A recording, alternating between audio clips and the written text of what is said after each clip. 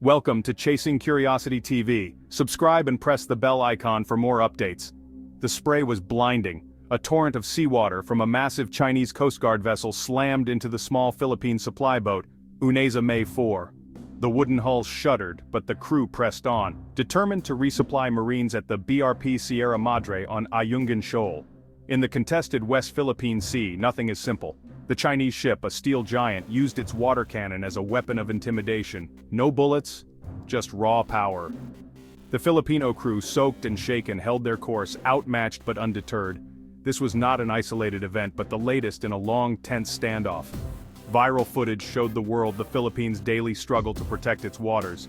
The Chinese Coast Guard's tactics, harassment, blocking, escalation, were a direct challenge to Philippine sovereignty.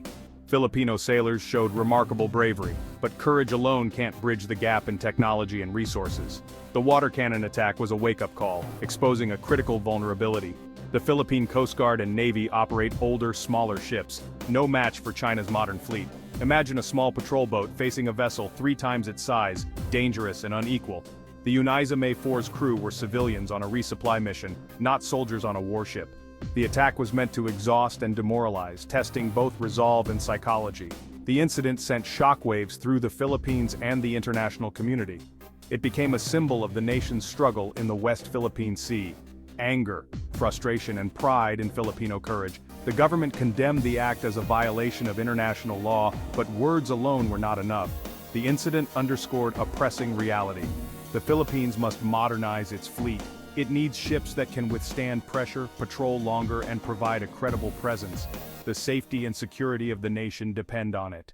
The Philippine Coast Guard faces a monumental task, patrolling over 36,000 kilometers of coastline, including the volatile West Philippine Sea.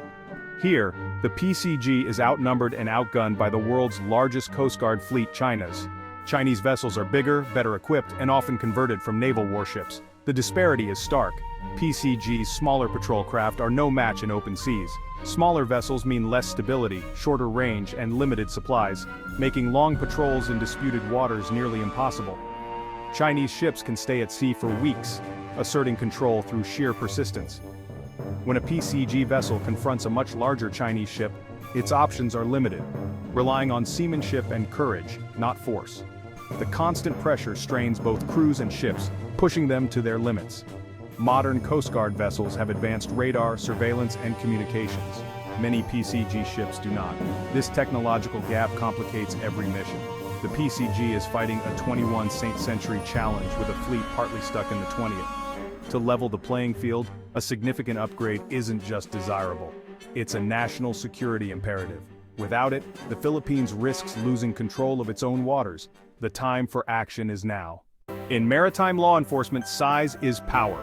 For the Philippine Coast Guard, acquiring larger patrol vessels is now urgent.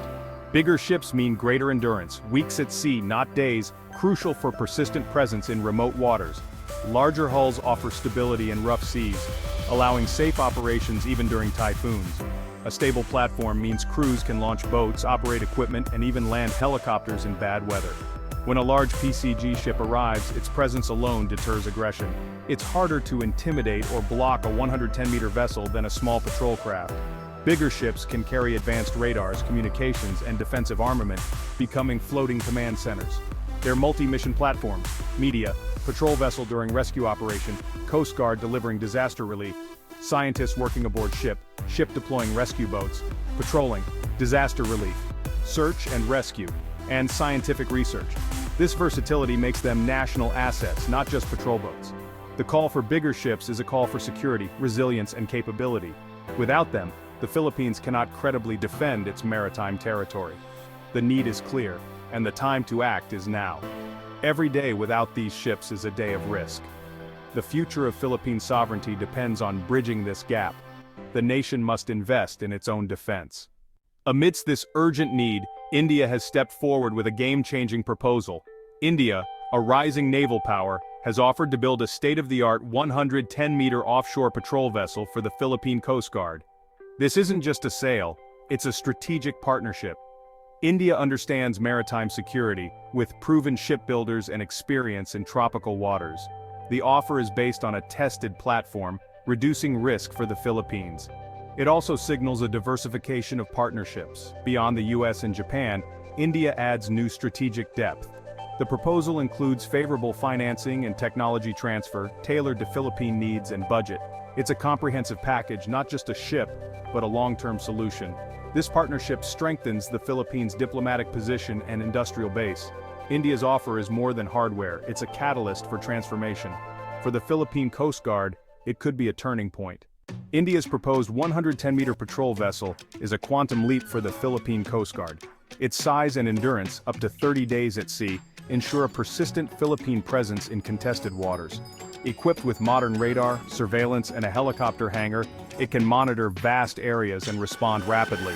The ship's naval gun and high-speed boats provide credible law enforcement and rescue capabilities. Its design prioritizes crew comfort and safety, with modern living quarters and advanced damage control.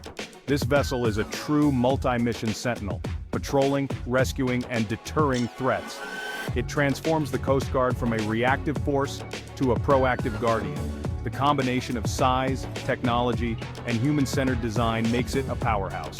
For the first time, the PCG can confidently stand its ground at sea. This ship is more than steel. It's a symbol of national resolve. The new patrol vessel from India is part of a broader strategy, building a network of international partners.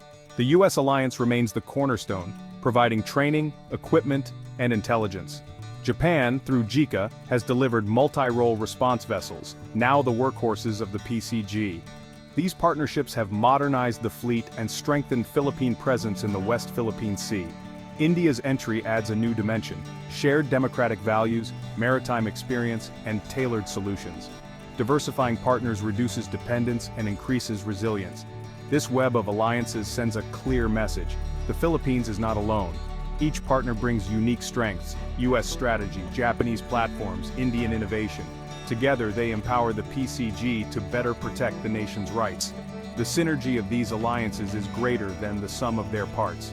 The Philippines is building a coalition for security and sovereignty. In a contested region, friends matter. The future is safer together. The deal with India is more than a ship. It's a catalyst for Philippine industry. Technology transfer and local production are key. Filipino engineers will train alongside Indians, gaining invaluable skills. Future vessels could be built in Philippine shipyards, creating high-quality jobs and expertise. This revitalizes the shipbuilding sector and stimulates local economies. Domestic capability means less dependence on foreign suppliers and faster maintenance.